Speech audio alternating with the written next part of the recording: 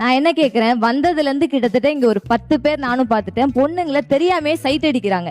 40 வயசுல பொண்ணுங்களை சைட் அடிக்கணும்னு என்ன இருக்கு நான் கேக்குறேன். நீங்க ஆரம்பிச்சதுனால சொல்றேன்.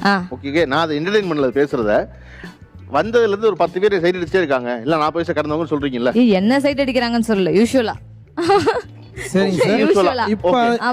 இருங்கப்பா.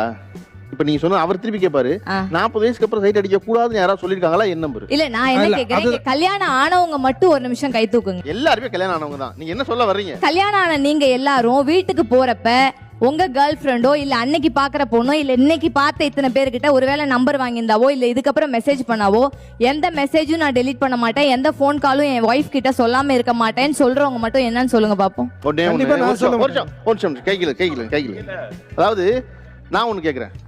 பொதுவா வந்து அலங்காரம் பண்ணிக்கிறது, எதிரில் இருப்பவர் தன்னை கவனிக்கணுங்கிறது பெண்களின் இயல்பான குணம். கண்டிப்பா. ஓகே.